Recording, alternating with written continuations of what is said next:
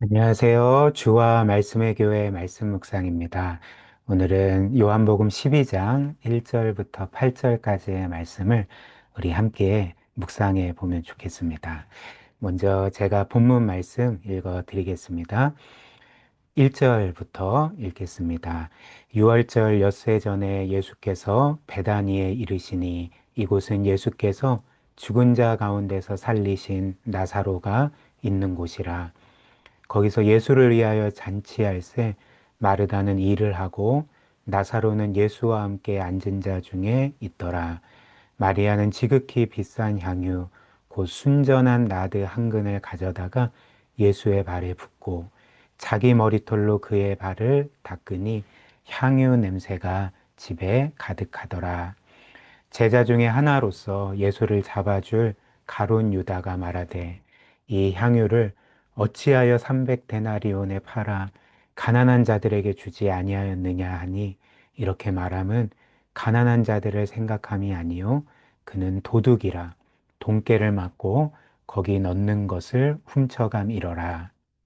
예수께서 이르시되 그를 가만히 두어 나의 장래할 날을 위하여 그것을 간직하게 하라. 가난한 자들은 항상 너희와 함께 있거니와 나는 항상 있지 아니하리라 하시니라. 아멘. 우리가 과거에 보았던 요한복음 11장 말씀처럼 예수께서는 그분이 사랑하시던 나사로가 죽자 그의 무덤에 가셨고 그곳에 모인 모든 사람들이 보는 가운데 나사로를 살려주셨습니다. 그리고 예수님은 이 사건을 통해서 그분만이 생명을 주관하시고 또 그분이 원하시는 자에게 생명을 주실 수 있는 하나님이심을 보여주셨던 거죠. 그래서 요한복음 11장 25절, 26절에서 우리 주께서 이렇게 말씀하셨습니다.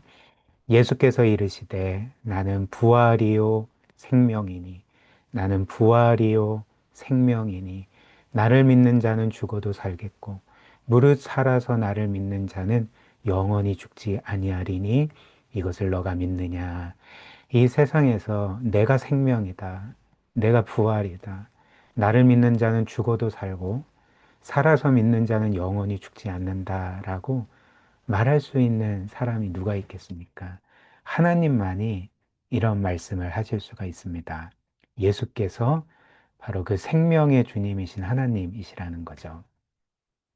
그리고 나사로는 이제 그의 누이인 마르다와 또 마리아와 함께 자신을 살려주시고 자신에게 놀라운 은혜를 베풀어 주신 그 예수님을 위해 큰 잔치를 베풀어 드렸습니다. 그리고 오늘 본문 말씀을 보면 잔치 중에 그 둘째 누이, 막내이겠죠. 마리아가 예수님께 다가왔습니다. 그리고 값비싼 향유를 예수님의 발에 붓고 자신의 머리털을 사용해서 그 예수님의 발을 정성스럽게 닦아드렸던 거죠. 3절 말씀 다시 보십시오. 마리아는 지극히 비싼 향유, 곧 순전한 나드 한 근을 가져다가 예수의 발에 붓고 자기 머리털로 그의 발을 닦으니 향유 냄새가 집에 가득하더라. 그렇다면 마리아가 주님의 발을 이렇게 정성스럽게 닦아드린 것은 무엇을 의미했을까요? 일단 우리가 생각해 볼 것은 당시의 발을, 누군가의 발을 닦아준다는 것은 최상의 섬김의 행위였다는 것입니다. 지금도 우리는 누군가의 발을 닦아주지 않습니다. 설령 누군가의 발을 닦아준다면 그것은 사실 우리에게 굉장히 힘든 일일 것입니다. 왜냐하면 우리의 신체 중에서 어떤 면에서 발이 가장 더럽기 때문에 그렇죠. 그런데 무엇보다도 지금이 아닌 당시에 사람들은 우리처럼 양말을 신거나 또 신발을 신고 다니지 않았습니다. 여러분들이 아시다시피 당시의 사람들은 늘 맨발로 다녔고요. 맨발에 샌들을 신고 다녔고요. 그들이 다닌 길들도 지금처럼 잘 포장되고 깔끔한 도로가 아니라 흙길을 다녔습니다. 따라서 당연히 당시 사람들의 발의 일상적인 상태가 지금보다도 훨씬 더 더러웠다는 거죠. 따라서 이런 상황에서 누군가의 발을 닦아준다는 것은 누구도 하지 않는 일이었습니다. 당시 하인이나 노예들이 하던 일이었는데 그들 또한 심지어 주인에게 이런 일들을 거부할 정도로 그 일은 아무도 하려고 하지 않았던 일이었던 거죠. 그런데 마리아는 지금 어떻게 하고 있습니까? 그는 예수님의 발을 닦아 드리고 있습니다. 그것도 마리아는 단지 어떤 수건이나 그런 것들로 예수님의 발을 닦아 드린 게 아니라 어떤 면에서 여인의 자부심이라고 생각할 수 있는 자신의 그 긴 머리털로 예수님의 발을 닦아 드렸던 거죠. 이는 무엇을 보여줍니까? 이렇게 예수님의 발을 닦아 드린 것은 마리아가 예수님께 해드릴 수 있는 최상의 섬김의 행위였고, 나는 종일 뿐이고 예수님이 나의 삶의 주인입니다. 라는 그의 믿음의 고백이었던 거죠. 또한 마리아가 예수님의 발을 닦아 드릴 때 사용했던 향유는 단지 한 10만 원 정도 하는 향유가 아니었습니다. 물론 10만 원도 비싸죠. 오늘 말씀에 따르면 마리아가 예수님을 위해서 깨뜨린, 그래서 그 발에 부은 향유는 300데나리온에 해당되는 향유라고 전해줍니다. 당시에 1데나리온은 노동자의 하루 품삯이었습니다. 지금으로 따지면 한 10만 원 정도 생각할 수 있겠죠. 따라서 마리아가 예수님을 위해 부은 그 향유가 300데나리온이라는 것은 당시 노동자의 1년 연봉에 해당되는 값비싼 향유를 단 한 번 예수님의 발을 닦아드리기 위해 부었다는 거죠. 그렇다면 마리아가 부자였기 때문에 그럴 수 있었을까요? 그렇지 않습니다. 본문은 그 마리아가 부자였다는 어떤 암시도 주지 않습니다. 오히려 마리아는 그냥 일반적인 그 보통의 사람들처럼 살았을 것입니다. 그러나 마리아는 300데나리온이나 되는 그 값어치를 하는 향유를, 즉 아마도 자신이 가진 전부를 예수님을 위해서 부었고 사용했다는 것입니다. 뭘 보여줄까요? 그만큼 예수님은 마리아에게 너무나도 귀한 분이셨다는 것. 마리아에게 가장 중요한 분이셨다는 것. 마리아에게 가장 영광스러운 분이셨다는 것을 보여주는 거죠. 그렇기 때문에 마리아는 300데나리온의 향유를 예수님을 위해 부을 수가 있었습니다. 반면에 이제 마리아 외에 또 다른 등장인물이 나타납니다. 그것은 바로 가룟 유다입니다. 마리아가 이렇게 300데나리온이나 되는 그 향유를 예수님을 위해서 붓는 것을 보고 이 가룟 유다는 붕괴합니다. 4절, 5절 다시 보십시오. 제자 중 하나로서 예수를 잡아줄 가룟 유다가 말하되 이 향유를 어찌하여 300데나리온에 팔아 가난한 자들에게 주지 아니하였느냐 하니.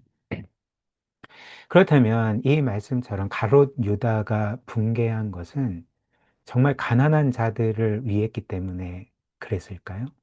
그가 정말 가난한 자들을 너무나도 돕고 싶어서 이 향유를 300데나리온이나 되는 향유를 팔았으면 그들을 많이 도왔을 텐데 왜 이렇게 했냐라고 분개했을까요? 그렇지 않습니다.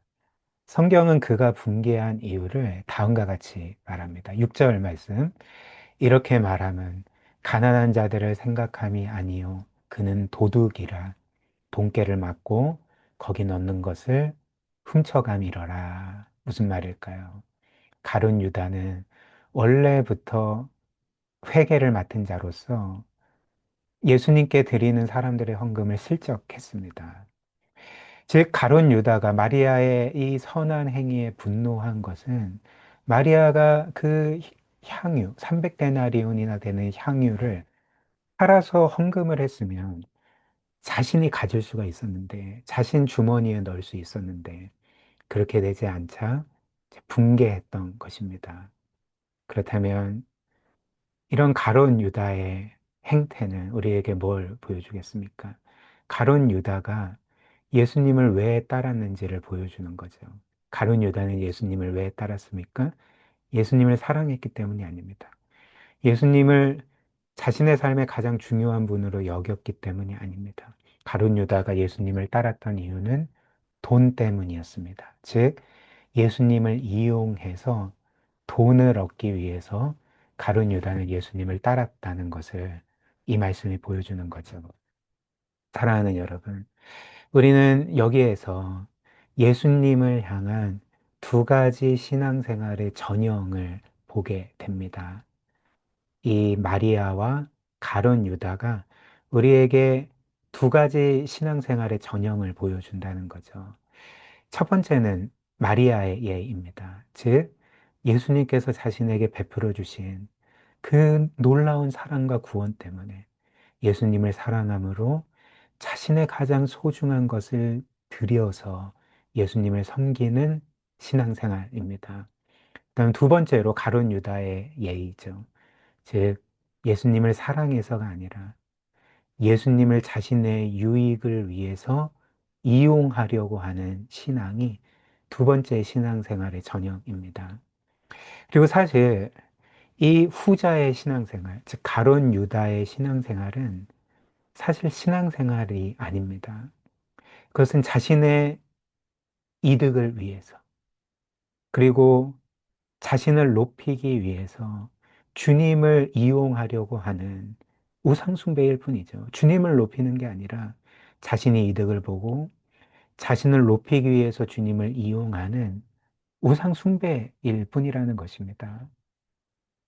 그래서 이와 관련해서 18세기의 미국의 위대한 신학자라 불리는 조나단 에드워즈가 참된 신앙과 거짓 신앙, 참된 믿음과 거짓 믿음을 다음과 같이 정의했습니다. 한번 보십시오.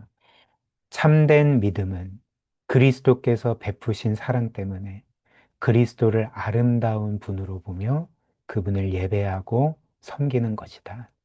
반면에 거짓 믿음은 그리스도를 자신에게 유용한 분으로만 보고 이용하면서 자신에게 이득이 있을 때에만 그리스도를 섬기는 것이다.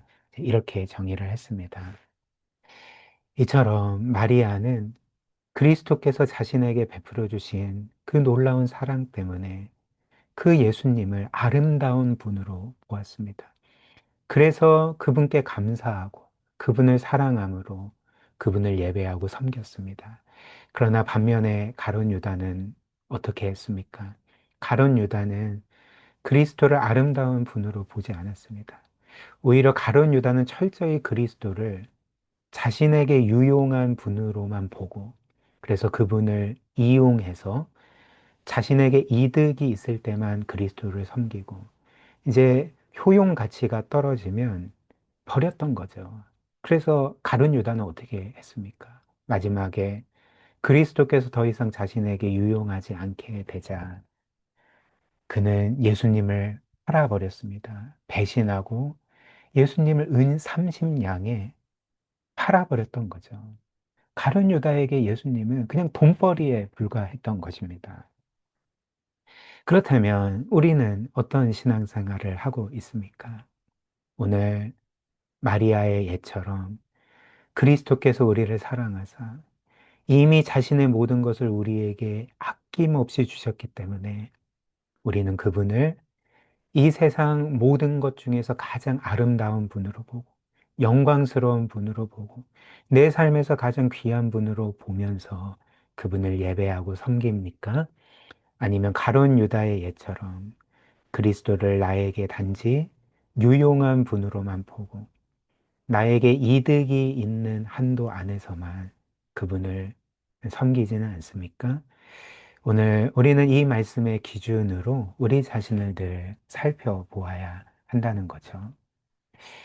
마지막으로 주님은 이런 마리아의 선하고 귀한 섬김에 대해서 이렇게 말씀하셨습니다. 7절 말씀.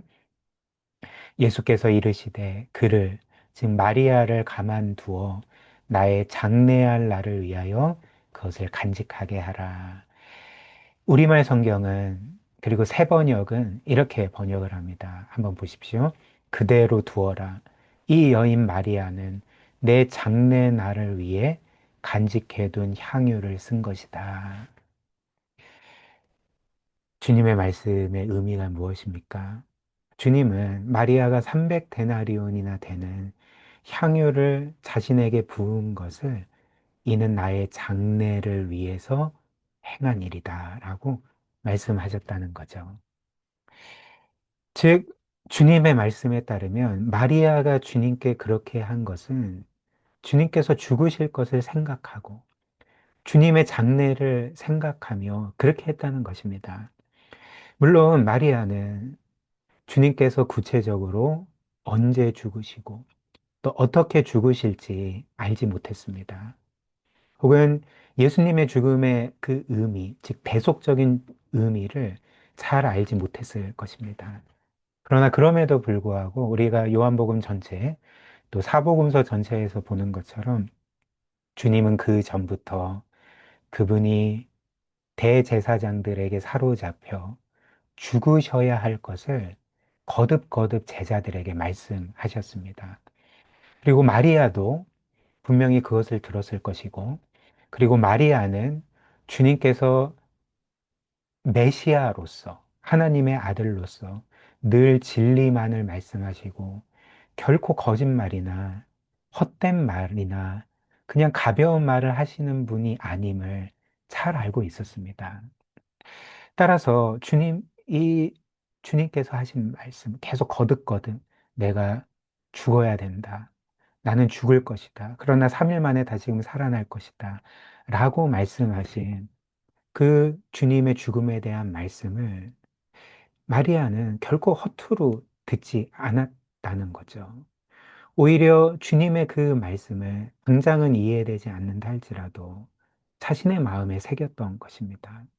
그리고 마리아는 이제 자신에게 가장 귀한 분이신 주님을 위해서 내가 다 이해할 수는 없지만 주님의 장례를 준비하며 자신의 가장 소중한 것을 드려 주님을 섬겼던 것입니다. 그렇다면 우리는 어떻게 주님을 우리에게 유용한 분이 아니라 우리에게 가장 귀하고 아름다운 분으로 여겨서 그분을 사랑함으로 섬길 수가 있겠습니까? 오늘 주님의 마지막 말씀이 우리에게 답을 주죠. 마리아가 주님의 장래를 생각하며 주님을 그렇게 귀하게 섬겼던 것처럼 우리가 주님의 그 죽으심이, 주님의 그 장래가 바로 죄인들인 우리를 위한 죽으심이었고 우리를 위한 장래였음을 기억할 때 우리는 그 주님을 사랑함으로 우리의 가장 소중한 것을 드려 주님을 섬길 수가 있게 된다는 것입니다. 바로 이것이 우리를 그리스도를 사랑하는 사람으로 만들고 그리스도를 아름다운 분으로 보면서 예배하고 섬기게 만드는 유일한 것입니다. 그리스도의 사랑인 거죠. 우리 함께 기도할까요? 오늘 말씀 기억하면서 우리에게 베풀어 주신 주님의 이 사랑과 희생을 늘 기억하며 우리도 주님을 사랑하는 신앙생활을 할 수 있도록 우리를 늘 도와주시도록 우리 말씀 기억하며 함께 기도하도록 하겠습니다.